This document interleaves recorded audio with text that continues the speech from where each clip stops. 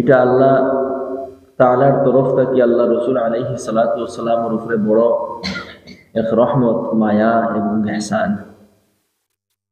আল্লাহ রসুল আলাইহিস সালাতু ওয়াস সালামের উপরে যখন নির্যাতন চরম সীমার বাড়ি গেল এবং তার সবচেয়ে বড় সাপোর্টার যে দুইজন, একজন তার স্ত্রী খাদিজা রাদিয়াল্লাহু আনহা আর তার চাচা, যেন যদিও মুসলমান হইছেন না কিন্তু নবীজির চরম সীমার সাপোর্ট করতা হযরতে আবু তালিব, দুইজনের একই সাথে ইন্তেকাল হয়ে গেল। সেই সাথে তায়েফর সফরের মধ্যে আল্লাহ রসুল আলাইহিস সালাতু ওয়াস সালাম আক্রান্ত হইলা, আহত হইলা। তো এইভাবে দুনিয়ার মধ্যে বিভিন্নভাবে ঘাত প্রতিঘাত এবং মানুষের তরফ থেকে বিভিন্ন ধরনের সমস্যা, মুখালফত, বিরুদ্ধাচরণ, ওগুলা সারা সহ্য করতে করতে করতে করতে যখন আল্লাহ রসুল আলাইহিস সালাতু ওয়াস সালাম এমন এক পর্যায়ে পৌঁছে গেলেন যে সব দিক থেকে হতাশ এবং নিরাশা হওয়া, সেই সময় আল্লাহ সুবহানাহু ওয়া তাআলা এই চরম হতাশার পরে তান হাবিব মুহাম্মদুর রাসূলুল্লাহ সাল্লাল্লাহু আলাইহি ওয়াসাল্লামের উপরে এক উচ্চ মাফের ইহসান করতে চাইলা। আর সেই ইহসান স্বরূপ দুনিয়াত করলা না, নিজের কাছে একবারে নিজের দ্বারও ঢাকাইয়া নিলাগে। বোঝা গেল যখন দুনিয়ার মধ্যে যে কোনো ব্যাপারে হতাশা চরম সীমা হয়ে যাইব, কিন্তু মানুষ তার মেহনত করতে থাকবো তো আল্লাহর তরফ থেকে সেই মেহনতর ফলাফল, রেজাল্ট অবশ্যই আইব এবং আরো ভালোভাবে আইব। সুতরাং মেরাজ এবং মেরাজের ঘটনা ইসলামের মধ্যে একটা টার্নিং পয়েন্ট, যে পয়েন্টের আগে আমরা দেখি শুধু আল্লাহ রসুলের জীবন হতাশা, নিরাশা, বিরুদ্ধাচরণ, মুখালফত। আর মেরাজের ঘটনার পর তাকিয়া আমরা দেখি অবস্থাগুলা পরিবর্তন হওয়া শুরু হয়েছে। বিজয়, সফলতা ধীরে ধীরে ধীরে ধীরে আবার শুরু হয়েছে। বিভিন্ন আশা ভরসা আল্লাহ রসুল আলাইহিস সালাতু ওয়াস সালামে পাওয়া শুরু করছে। মদিনা মুনওয়ারার কিছু সংখ্যক মানুষে ইসলাম গ্রহণ করছে। মদিনা মুনওয়ারার আরো মানুষ ফাটানি হয়েছে। মদিনা মুনওয়ারা থেকে প্রস্তাব হইছে, আল্লাহ তাআলার হুকুম হয়েছে যে আপনি মদিনাত যাইনি। তো এই সাপোর্ট পাওয়া, সাপোর্ট বাড়া, বিজয়, সফলতা এসব শুরু হয়েছে মেরাজের ফলে। প্রত্যেক যুগে যারাও দিনের মেহনত করবা, আমরা বর্তমান সময়ের যদি দরিয়া নেই, এমন এক সময় থাকবো যখন মানুষে কিতা করতো বুঝাইয়া পাইতো নাই। দিনের মেহনত কিভাবে করতো, কুফর শিরকর মুখালফত, কুফর শিরকরে শেষ কিভাবে করতো, এইভাবে মানুষের রাখলে কিচ্ছু লইতো নাই। যারা হকর উপরে থাকবা এরার কাছে কোনো রিসোর্স থাকতো নাই, চরম সীমার হতাশার শিকার হইবা। তো সেই সময় মানুষে যদি তার মেহনত চালাইয়া যায় তো আল্লাহর তরফ থেকে এইভাবে সাহায্য আইব, যেটা মেরাজের ঘটনা থেকে আমরা পাইছি। এরপরে আল্লাহ সুবহানাহু ওয়া তাআলা মুসা আলাইহিস সালাম এবং বনু ইসরাইল আগেও আমি বুঝাইছি। বনু ইসরাইল হইতে হযরত ইয়াকুব আলাইহিস সালামের আওলাদ, ইয়াকুব আলাইহিস সালামের আরেক নাম আসলো ইসরাইল। তো তার আওলাদ রেখা হইতো বনু ইসরাইল, বনু অর্থ আওলাদ, সন্তান। তো ইসরাইলের অর্থাৎ ইয়াকুব আলাইহিস সালামের সন্তান। আর ইয়াকুব আলাইহিস সালাম হইলা হযরত ইসহাক আলাইহিস সালামের ছেলে, আর হযরত ইসহাক হইলা হযরত ইব্রাহিম আলাইহিস সালাতু ওয়াস সালামের ছেলে।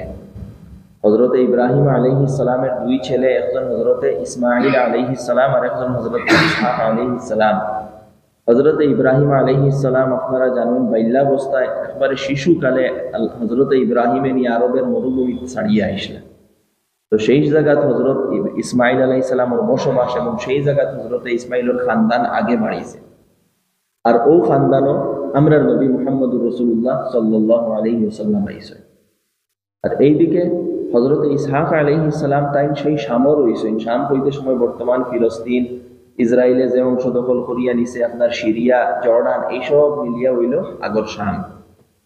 তো সেই যেখানে বাইতুল মুকাদ্দাস, মসজিদে আকসা, তো সেই জায়গা হযরত ইসহাক আলাইহিস সালাম আসলা। তান ছেলে হযরত ইয়াকুব আলাইহিস সালাম, তান ছেলে হযরত ইউসুফ আলাইহিস সালাম, যে সূরা এবং যান গঠন আমরা আগর সূরার মধ্যে পাইছি। এবং এই সিলসিলার মধ্যে অসংখ্য বড় বড় নবীও হলাইছেন। হযরত দাউদ আলাইহিস সালাম, হযরত সুলাইমান আলাইহিস সালাম, হযরত মূসা আলাইহিস সালাম, হযরত ঈসা আলাইহিস সালাম। এর মধ্যে হযরত মূসা এবং হযরত ঈসা অত্যন্ত বড় দুইজন নবী, বড় জলিলুল কদর, উলুল আজম, এবং তান্তানের উম্মতের সংখ্যা অনেক বেশি। তো সব পুরা ইসলাম আদি বা ইসলামের মূল সোর্স যায় গিয়া হযরত ইব্রাহিম আলাইহিস সালামের কাছে। একটা কথা জানিয়ে রাখা দরকার যে ইসলাম যেটা দিন, এটা হযরত আদম আলাইহিস সালাম থেকে। আমরা কিতাবও অনেক কিতাব লেখা ইসলাম ধর্মের প্রবর্তককে লেখা হযরত মুহাম্মদ সাল্লাল্লাহু আলাইহি ওয়াসাল্লাম, এটা ভুল কথা। এটা নন মুসলিম হলোর প্রপাগান্ডা। ইসলাম শুরু থেকে হযরত আদম আলাইহিস সালাম যে দিন লইয়া আইছেন ইসলাম, ওটা সময় সময় অবস্থা পরিপ্রেক্ষিতে এটার মধ্যে মডিফিকেশন হয়েছে, আপডেটেশন এন্ড আপগ্রেডেশন হয়েছে। হযরত ইব্রাহিম আলাইহিস সালামের সময়টা একটা পূর্ণ শেপ ধারণ করছে, যেটা দেখো ওই জীবন বিধান, জীবন অতিবাহিত করার এক তরিকা, আল্লাহর সামনে মাথা নত করি, আল্লাহর সামনে সারেন্ডার হইয়া, এটা পূর্ণ শেপ ধারণ করছে হযরত ইব্রাহিম আলাইহিস সালামের সময়। যার কারণে কোরআনে পাকও আমরা পাই আল্লাহ তাআলা ফরমাইতরা, মা কানা ইব্রাহিমু ইয়াহুদিয়্যান ওয়ালা নাসরানিয়্যান ওয়ালাকিন কানা হানিফান মুসলিমা। হযরত ইব্রাহিম আলাইহিস সালাম খ্রিস্টানে কইন যে ইব্রাহিম আমরা আদি পিতা যেন খ্রিস্টান, ইহুদিয়া কইন আমরা আদি পিতা ইহুদি। আল্লাহ তাআলা ফরমাইতরা ইনো কেউ ইহুদি না, কেউ খ্রিস্টান নাই, সব পিতা সব সঠিক রাস্তার অনুসারী এবং মুসলিম। ইব্রাহিম সঠিক রাস্তার অনুসারী আসলেন, মুসলিম আসলেন। আল্লাহ তাআলা ফরমাইছেন জানে ইজ ক্বালা লাহু রাব্বুহু আসলিম, যখন তার প্রতিপালকে তানে কইলা আসলিম, নততা স্বীকার করো, ইসলাম গ্রহণ করো, তাই কইলা আসলামতু লিল্লাহি রাব্বিল আলামিন, আমি আল্লাহ রাব্বুল আলামিনের সামনে নততা স্বীকার করলাম। ওটার নাম হইল ইসলাম, নিজরে সারেন্ডার করা আল্লাহর সামনে। তো যাই হোক, প্রত্যেক দিন যেগুলা, এগুলা কিতা এই দিনে শিক্ষা দিছে ইসলাম, অর্থাৎ আল্লাহর সামনে মাথা নত করা, আল্লাহর ইবাদত করা, আল্লাহর লগে শরীক না করা, নবী এবং রাসূল সকলের উপরে ঈমান আনা। কিন্তু সমস্যা হইছে গিয়া যে মানুষের যখন পরিপূর্ণভাবে দ্বীনী তরবিয়ত হয় না, তখন মানুষের মেন্টালিটি, মানসিকতা সীমিত হয়ে যায়, সীমাবদ্ধ হয়ে যায়, এবং মানুষে তার খানদান পর্যন্ত সীমিত করিয়া রাখে। যেমন আল্লাহ তাআলা যদি দুনিয়ার মধ্যে তান কোনো বান্দারে তান করিব বানাই, নেক বানাই, মায়ার বানাই, তান ওলি বানাই, তো এখানের অর্থ নাই যে জানে আল্লাহ তাআলা এই নিয়ামত দিছেন, তান খানদানোর সবে এই নিয়ামত হইয়া যাইবা, এখানে জরুরি নাই। জানে সেই নিয়ামত দিছেন, ঠিক আছে, তান আওলাদ বা আওলাদেরা এই নিয়ামত পাইতাও পারো, না পাইতে পারো। কিন্তু আমরা দেখি যে কোনো এক নেক মানুষ হইলে তানে এবং তান সমূহ পুরা খানদানোর ভিতরে এই নিয়ামতটারে বান্ধিয়া রাখি দেয়, চাহে বাকি আর অযোগ্যতা হোক। এই হিউম্যান নেচার কোন কারণে? যখন মানুষের তরবিয়ত হয় না, দিনের প্রতি মানুষের সেই পরিমাণ আপনার থাকে না, ঝুঁকাও থাকে না। তো আগেও যেমন মুসা আলাইহিস সালাম দুনিয়াতে আইছেন, তাই আসলে ইসহাক আলাইহিস সালামের আওলাদের মধ্যে, বনু ইসরাইলের মধ্যে তো মুসা আলাইহিস সালামের লগে মায়া, এবং এই মায়ায় গিয়া তারা অতমান পর্যন্ত এই তো শয়তানি করছেন বেজান মুসা আলাইহিস সালামের লগে। কিন্তু এরপরেও তারা শেষে ওখানে কইছেন যে না ও এই নবী আর এছাড়া আর কেউ নবী আইলে আমরা মানতাম না। আলেকে মুসা আলাইহিস সালামে তো কইছেন আমার বাদেও নবী আইবা, শেষ নবী আইবা। ঈসা আলাইহিস সালাম আইলা, তারা ঈসা আলাইহিস সালামরে মানলা না, হত্যা করার লাগি প্রস্তুত হয়ে গেল। ঠিক এইভাবে হযরত ঈসা আলাইহিস সালামের অনুসারী যারা, তারা ঈসা আলাইহিস সালামের গুণগান করতে করতে করতে করতে তানে আল্লাহর হুয়া পর্যন্ত কমি দিলা, এমনকি আল্লাহ পর্যন্ত কই দিলা। ঈসা আলাইহিস সালামে খুশখবরি দিছিলা যে আমার পরে শেষ নবী আইবা, তারা এইদিকে গেলা না, বলে না আমরা নবী আমরাও তানে মান। এই যে মেন্টালিটি যেটারে খানদান পরস্তি কই, আপনার নিজের শুধু খানদানটা মানা, কোনো এক বংশরে মানা, কোনো এক সিলসিলারে মানা, এই যে বেমার, যেটাই বেমার আই গেছে। আল্লাহ রসুল আলাইহিস সালাতু ওয়াস সালাম এই বেমারটা দূর করছেন। আল্লাহ রসুল এই বেমারটা দূর করার লাগি ফাটানি হয়েছে, তার লাগি বনু ইসমাইলের খানদানও ফাটানি হয়েছে এই বেমারটা দূর করার লাগি। কারণ তারা প্রকাশ্যে কইতা বনু ইসরাইল, নাহনু আবনাউল্লাহি ওয়া আহিব্বা, আমরা তো আল্লাহর মায়ার, আল্লাহর ফুয়াইন, আমরা আল্লাহর মায়ার, নিয়ামত আইলে আমরা খানদানও হইব, আর কোনো গোষ্ঠী তাইতো না। তারা এই মিসকনসেপশনটা দূর করার লাগি আল্লাহ তাআলা মুহাম্মদুর রাসূলুল্লাহ সাল্লাল্লাহু আলাইহি ওয়াসাল্লামকে বনু ইসমাইলের মধ্যে দিয়েছে, ইসমাইলের আওলাদের মধ্যে। তো দেখো তোমাদের ধারণা নাই কেন।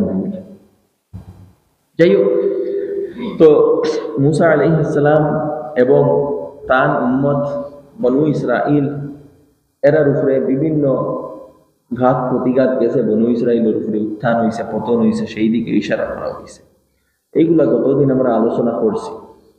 এবং শেষে আল্লাহ তাআলা কুরআনে পাকের মাহাত্ম্য বর্ণনা করছেন যে কুরআনে সঠিক কথার দিকে মানুষের রাস্তা দেখায়, এই কুরআন আমরা ফলো করতাম, অনুসরণ করতাম।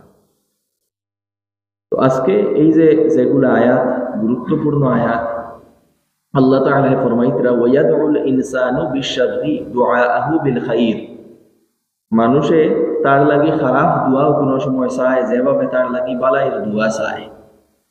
এটা একটা হিউম্যান নেচার। আল্লাহ তাআলা এই নেচারের কথা তুলিয়া ধরছে। খেনে তুলিয়া ধরছে যখন আল্লাহ রসুল আলাইহিস সালাতু ওয়াস সালামে দিনের দাওয়াত দিতা এবং আল্লাহর আযাবের ব্যাপারে ভয় দেখাইতা, তখন কিছু সংখ্যক যারা এই দাওয়াতের গ্রহণ করেন না, তারা ওখান কইতা যে আল্লাহর আযাব আইলে আইউক না, দেখিল যাও চাই। আমরাও দেখতাম ও যে মানুষে তার তো বালাই চাইত, এই জায়গাতে আল্লাহ রসুলের ধ্বংসর কথা কইতা, আর হ্যাঁ নিজের ব্যাপারে ধ্বংসর